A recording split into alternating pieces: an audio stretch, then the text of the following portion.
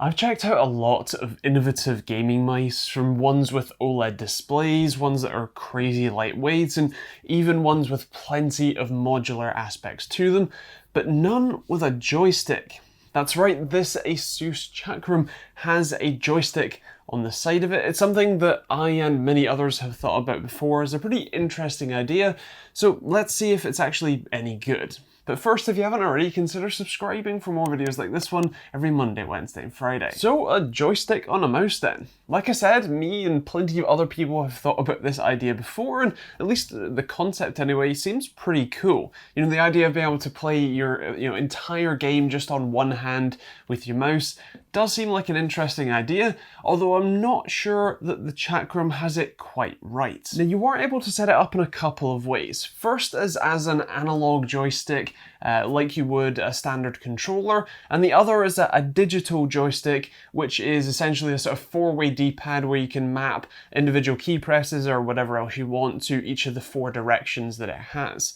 Now, while the first option sounds great, unfortunately, I was stuck with using the second, as that was the only way that I could get games to actually recognize it as an input. In theory, having the analog style input would be better, but unfortunately, because I couldn't get it to work, you're stuck with the four-way options, which unfortunately means that you can't have two of those actions running at the same time. That means that, for example, in a game like CSGO, you can be walking forward or you can be walking right, but not both, or you can't walk diagonally.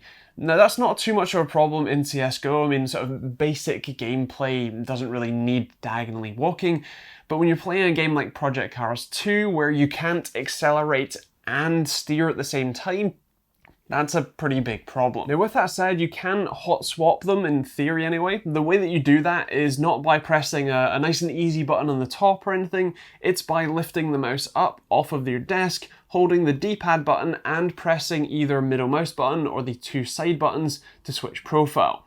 Not exactly hot swappable, at least not as hot swappable as I would like. What is hot swappable though is the left and right mouse switches. Now, the whole top panel of the mouse is basically just held on by magnets, so you can pull the covers off pretty easily, including the back cover, which is translucent, and then the left and right mouse switch sort of levers, if you like, those come off pretty easily too, revealing your hot swappable switches. Now, these are Omron switches, which is great to see, and the ones that come on them are the blue tipped options, which are a little lighter than most. Now, in this little accessory kit that you get in the box, there is a set of tweezers, not to be confused with zip ties, and a spare set of white-tipped Omron switches, which are, I found, a little heavier, so you might prefer that if you want a slightly more tactile feel. Personally anyway, but switching them out is pretty easy. All you do is use the tweezers to pull the old ones out and basically just place the new ones in. That's pretty much it. Put your covers back on and away you go. Making, this is a really simple switch to make, which is great. I should also mention that the joystick also is sort of hot swappable. You can either have this slightly extended one or the shorter one, which on my review sample was broken, meant that it fall off every 10 seconds. Or a cover plate if you'd prefer to not have anything there. Now, on the note of the hot swappable switches, some people might argue this is good for the longevity of the mouse because, if one breaks, you can just swap in a new one, right? Well, technically yes, but I would argue that since they've used fairly niche, fairly specialist tri-wing screws to hold this together, the battery, the part that is inevitably gonna, need replacing before the switches, generally speaking, is pretty much well sealed inside, and so I'm not sure that using longevity as a selling point here is maybe the best option. You might also notice under the back cover the ROG logo. That's actually a little disc that you can remove. Under that is an RGB LED, and that illuminates through both the plates and the translucent cover to give you a slightly blurry image of whatever you put under there. Now, you can use the ROG one, but they also include a blank sort of diffusion plate that you can, if you fancy getting arts and craftsy with it, put whatever you want under there and have that illuminated instead. And of course, this being a 2020 ROG product, that's not the only RGB that's on this thing. You do have a full width light bar at the front, which honestly, I'm not all that concerned about RGB, especially on mice. It's under my hand most of the time, and if I'm actually using the mouse, I'm generally looking at my screen and playing a game rather than, seeing what's going on down here. So honestly, I'm not too fussed, but hey, maybe you are, maybe this adds some value to it, so fair enough, I guess. Connectivity-wise, you might have noticed the USB-C port on the front. Thumbs up there. You also have Bluetooth and 2.4 gigahertz connection with their USB dongle that comes included and can be stored under the back cover if a little insecurely. And you also have Qi wireless charging should you want to charge it that way instead.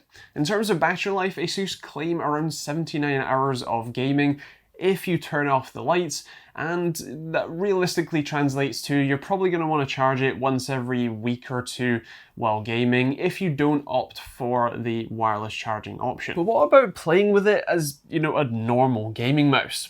Well, that's not too bad. It is pretty heavy at around 120 grams, and the weight's pretty high as well, which makes for a pretty weird feel.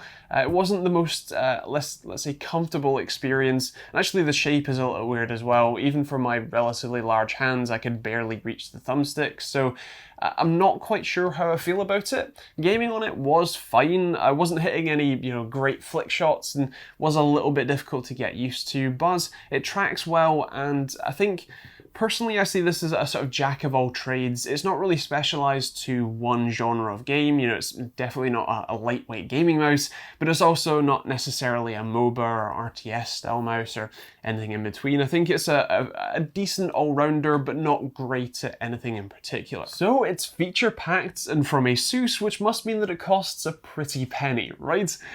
Yeah, it costs £150, or about $160. That is a lot of money to spend on a mouse, wireless and Qi charging or not. I personally feel like the joystick is more of a gimmick than anything. While you can use it to play your entire game on one hand, unless you're an amputee, of which, by the way, this could be a great option, I can't see you actually wanting to do that. It's not a very comfortable experience, it's not a very enjoyable experience overall, and while it's cool to do once, having those extra buttons available on your keyboard is much more useful and much more playable than trying to play everything on one hand. I think the same goes for the Switches too. I can't imagine that many people who actually buy one of these will end up ever switching those Switches over, at very least after the first time. If they prefer the ones that come in the box, maybe they'll switch to those instead, but otherwise I don't think those are ever leaving the mouse again. Add all that together and I just don't think that many people could justify spending this much money on a mouse with this little, let's say, usable features. But hey, maybe I'm wrong, maybe you would switch out the Switches regularly, maybe you would use the joystick. Do let me know in those comments down below, because I would love to hear from you. Now, if you want to check out the Chakram and see pricing when and where you watch this, because it can and does vary, then take a look at the top link in the description down below. That's an Amazon affiliate link that will take you to your local Amazon store where you can see all that good stuff. I'd also love to hear your thoughts in the comments down below. Is this something you'd pick up? Is it sort of too expensive for you? Is there not the right set of features? Anything at all, do leave that down there. And you can also check out that subscribe button for more videos like this one every Monday, Wednesday, and Friday. You can also check out the rest of the links in the description down below if you want to support the channel. There's a load of stuff from Overclocked UK affiliate links if you're buying from there, merch or hoodies or t-shirts like this one, or a load of other designs, and even stuff like VPN options and Streamlabs OBS if you want to start streaming. I'm also going to leave the peripheral reviews playlist over there if you want to check some more out, and that is pretty much it. If you have any questions, feel free to leave those in the comments too, but otherwise we will see you all in the next video.